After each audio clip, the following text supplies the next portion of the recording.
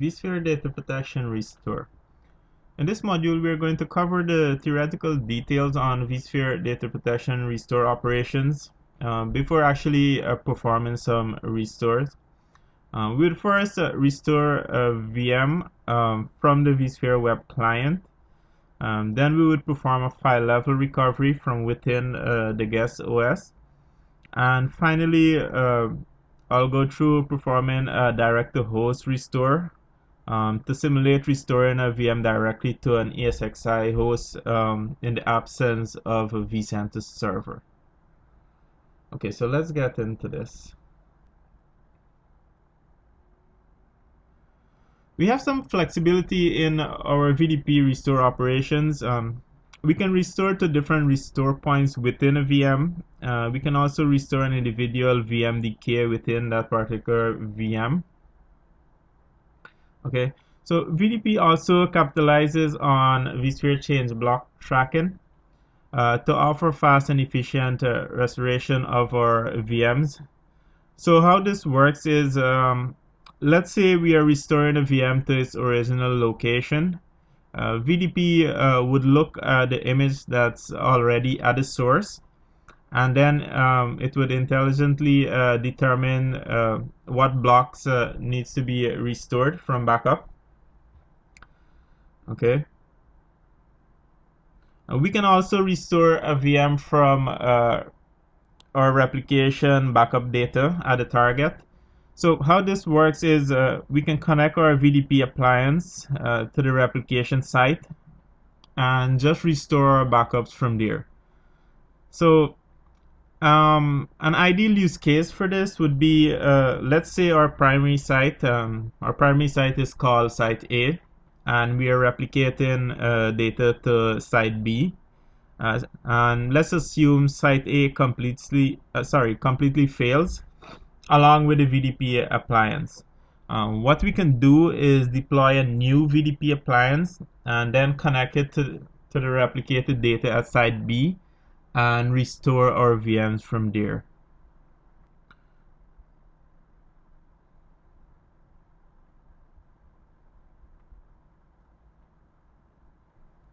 File level restore. The file level restore feature of VDP allows us to restore individual files, folders, and directories within a VM.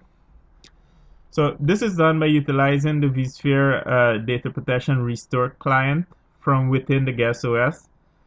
So this basically allows us or allows the end user to restore their data without an admin help.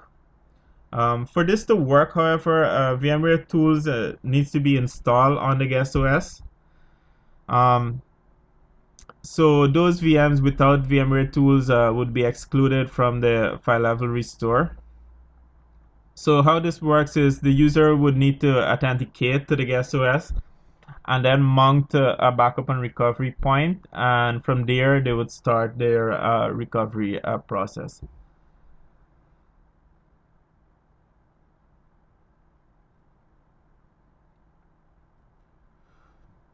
The file level restore do have some limitations, however.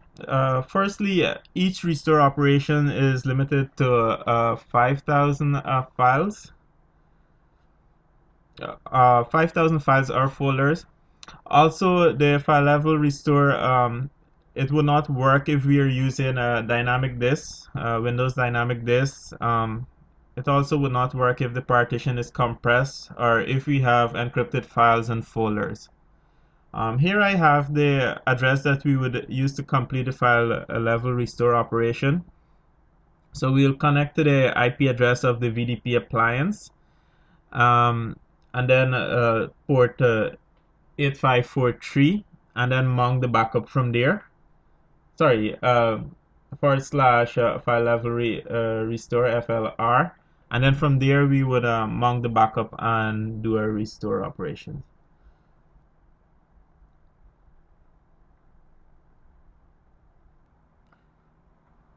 Once we would have performed an application backup on our Microsoft Exchange, SQL, or SharePoint databases, we can perform a restore operation on these. Also, if we install the vSphere data protection agent for Exchange server, we can restore the individual databases in Exchange or the individual mailboxes. So, how this works is the user mailbox would be restored to a folder called recovered items. The end user can then see this recovered item folder and its contents when they connect with Microsoft Outlook or some other Exchange client.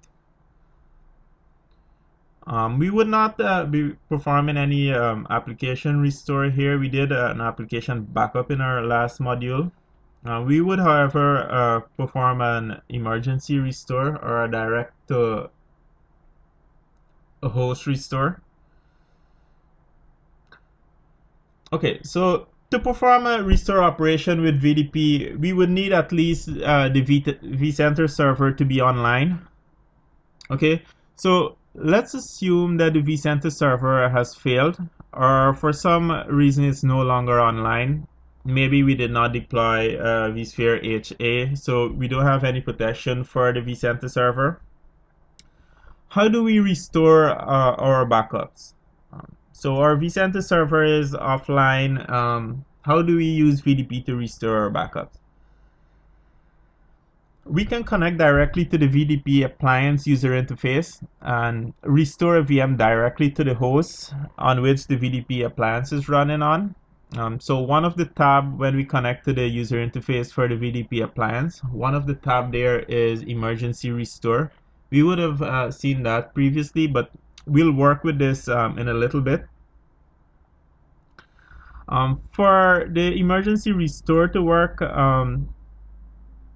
the host that the VDP appliance is running on should not be connected to a vCenter server. Okay, so a neat feature of the direct-to-host restore operation would be the fact that we can even use this to restore the actual vCenter server and then bring up the rest of our infrastructure from there. Okay, so let me pull up my vSphere web client. Firstly, we'll do a regular VM restore. Then we'll get into a file level restore, and then finally we'll close off this module on direct to host restore. So let me just get my vSphere web client up here. Okay, I'll go over to VDP. And let's say our Linux 1 VM has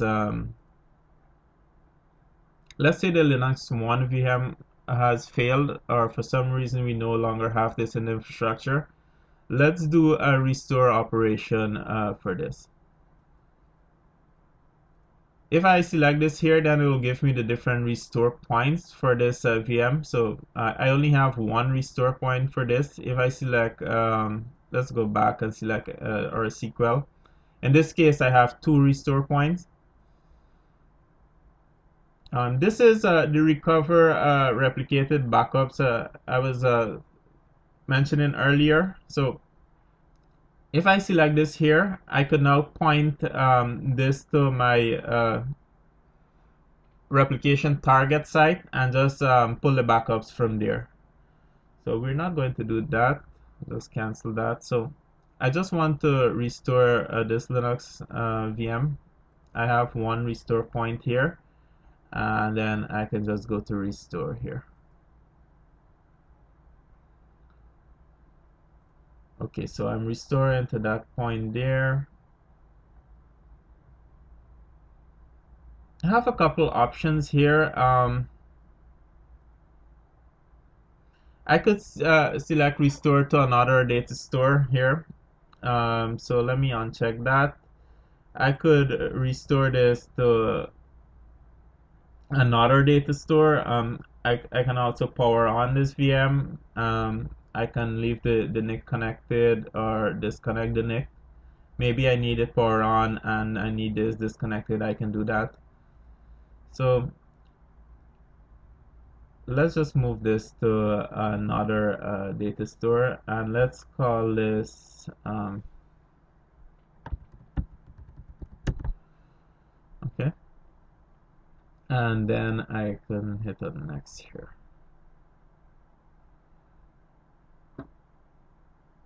Just hit on finish.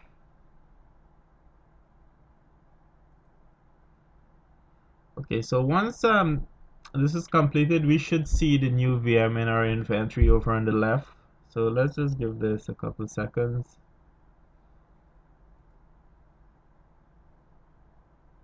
Okay, so it's now being restored here. Okay, so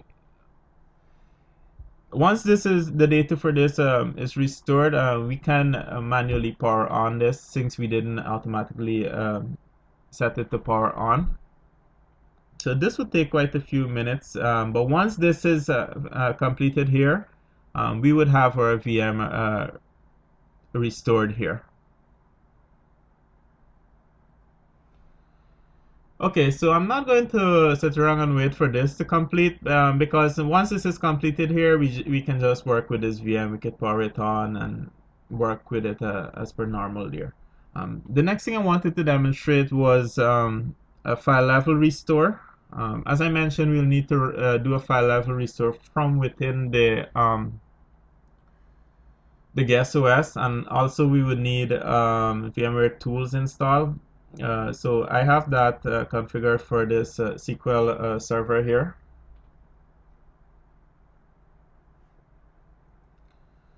Okay, so let me just log in here.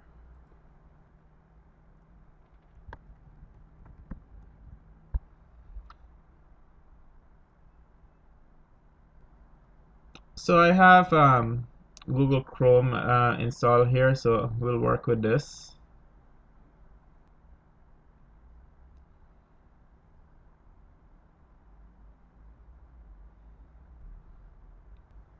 So for us to do a file level restore, we'll need to connect to the VDP appliance at that address. So let's do that. VDP.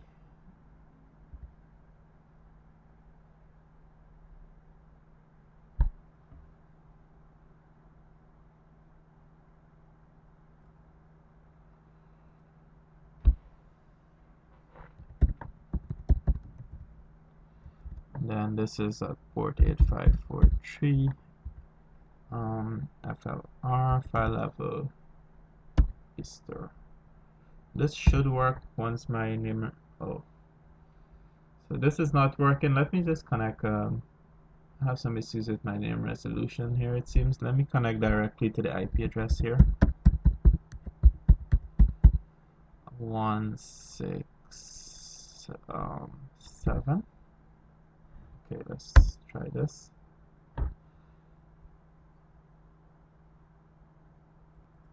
Okay, it seems like I missed the dot here, so let me just add that in and just copy this out from here. Should work now. Okay, so it's working now. So here I'm authenticating to the actual guest OS here. So I'll need to enter the credentials for the guest OS. In my case here it's administrator. So we're logging in to this SQL Server administrator, and then I'll put my local password here. Okay, so this is the vSphere data protection restore client. Okay, so once this is correct here, I should be able to log in. Okay, so I have two restore points for this SQL Server. We saw this previously too from the vSphere web client interface there. So here I have my two restore points. Let's just say I want to work with the latest one here. Okay, so I'll select that and then just mount this restore point. Okay, so I'll just mount that and then close this. So I have that restore point mounted here. I can go ahead and expand this out.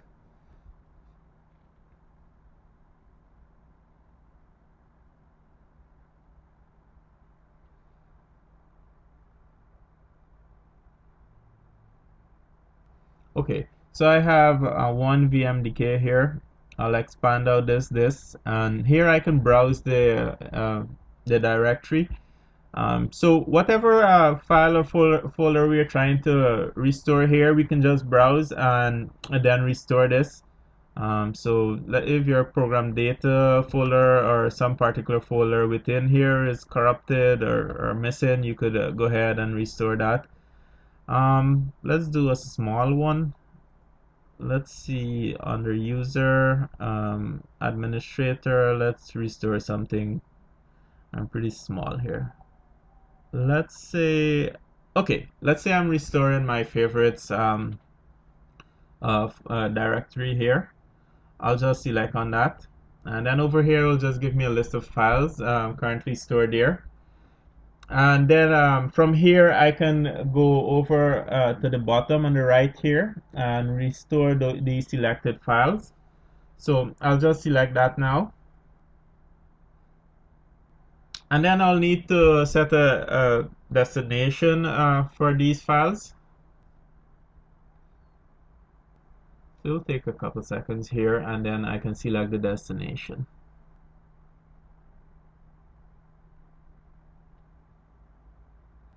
Okay, so let's just say I'm restoring these to the root of the C drive.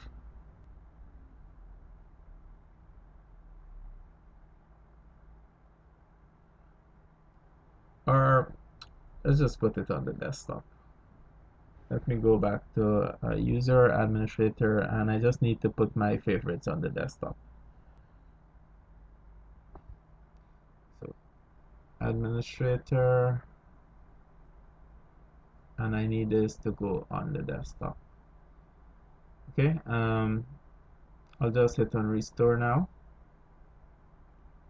and I'm just confirming that I want to initiate this restore. Just hit on yes there. Okay, so successfully initiated restore. This should take a couple seconds, and then once I minimize this, I should see my favorite directory now restored onto the desktop.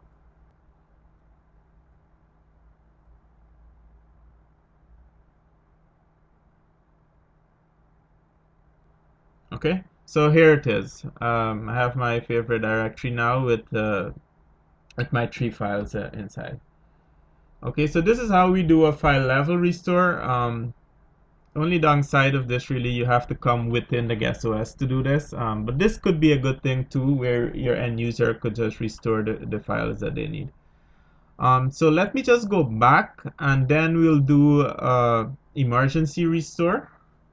So first, to do this, I'll need to connect to the VDP appliance directly. So in this case here, let's assume that this entire thing went down. We don't have the VDP menu here. We don't have a vCenter server. We do have our backups, and we want to restore those.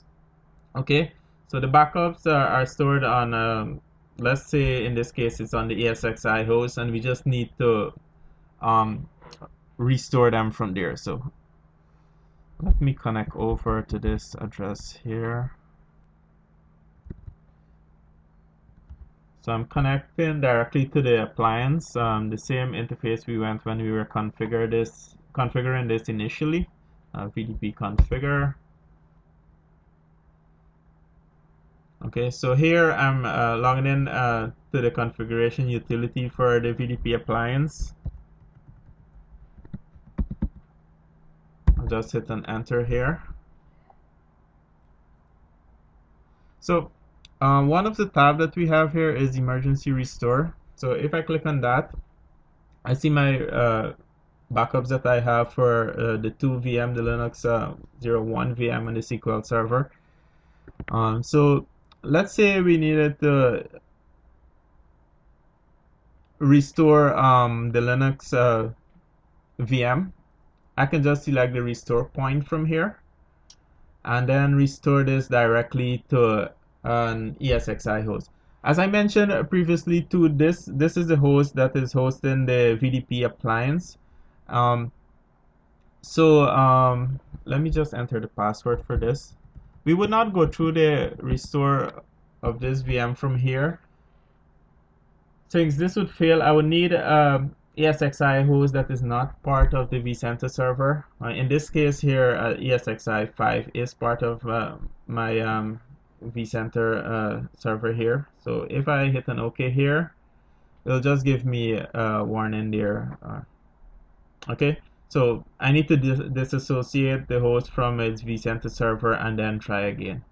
So an ideal use case for this is if we had a separate host with the VDP appliance deployed there, then we can go ahead and do the restore operations from there. So I'll just cancel this out here. So this is basically all I wanted to cover in this module. We did a regular restore from the VDP menu here. We did a file level restore. And then also we did we did take a look at the emergency restore option.